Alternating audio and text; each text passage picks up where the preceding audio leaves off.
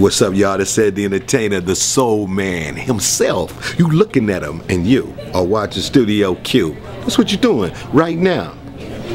Studio Q show, now you know.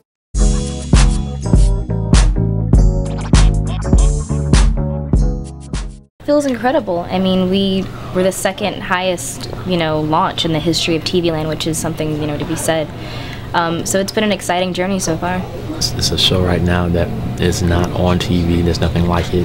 It's opening up doors for us.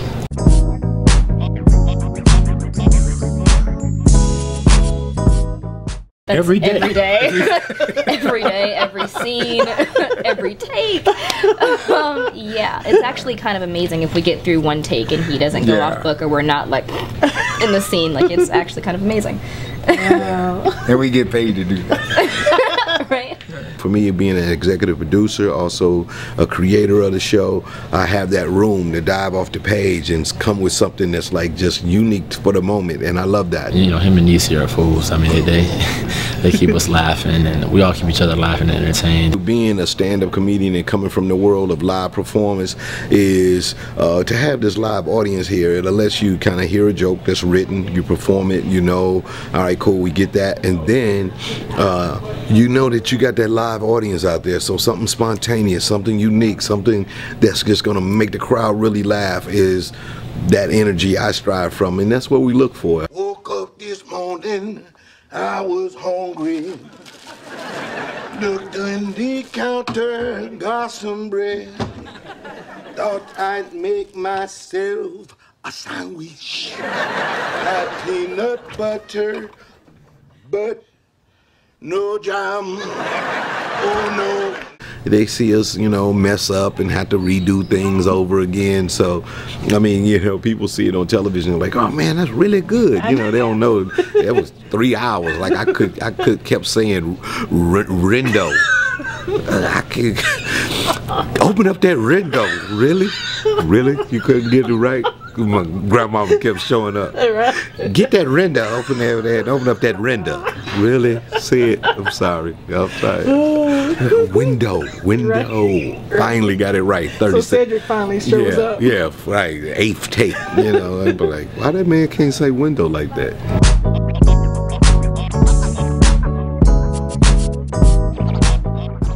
I don't really, to a degree. I don't have any brothers. I got 2 sisters. I'm not tapping into anything that I know personally.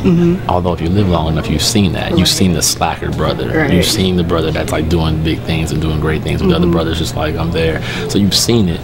But it was just using my common sense, you know what I mean? And at the same time being likable, you know what I mean? As far as being playful with it. And every character that any actor plays, I don't care what it is, there's a little bit of that in you if you do it well. My family owns 2 churches, so I've grown up in church all my life. My cousin's a pastor's kid, my mom was a pastor's kid, my grandmother's a missionary, my uncle owns the biggest church in Stockton, California.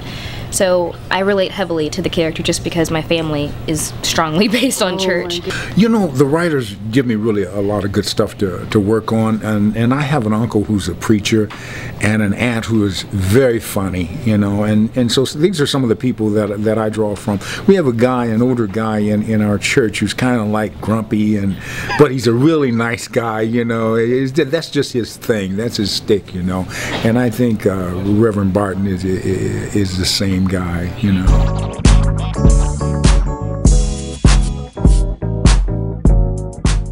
We only doing the snippets, so it may be definitely one that we'll do in the 2nd season where it's like the whole preamble to me becoming a minister. But right now you kind of I go in a flashback to when I first got to call it, and you see that one where I had the Bobby Brown look on, and then I went to the Barry White look, and then it's like that's funny, and then the video is something that people can see. Y'all can definitely log on and check out the Sex With You video.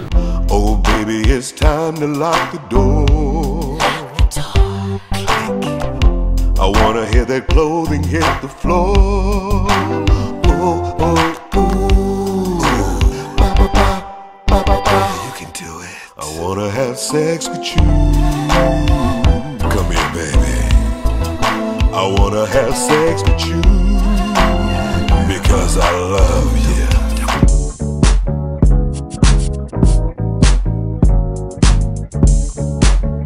mean, I grew up watching like Fresh Prince and Roseanne and Full House and, you know, the Cosbys, and there's not really any shows like that on TV now.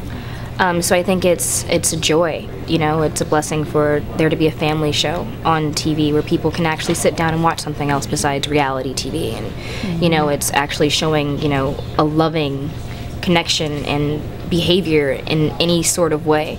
So I think that's amazing. I wouldn't even compare it to the Cosby Show. I remember people were trying to compare us to Tyler Perry's stuff, and I wouldn't compare it to any of those. It's just TV as we used to know. You know, TV land is bringing about scripted sitcom television.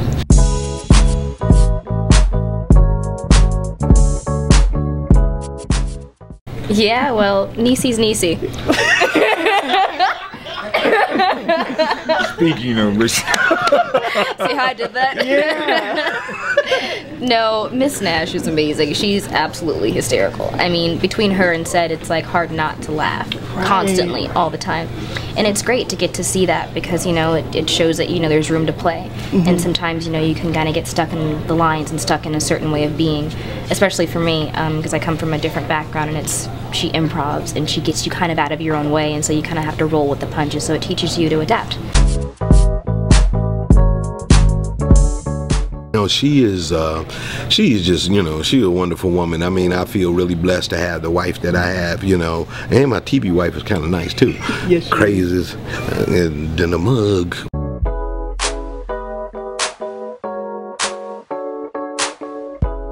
oh, it's fun. It's fun. I get to come in and laugh and get paid. You know, I'm having a ball. It's been a lot of fun. I've known Cedric for many years.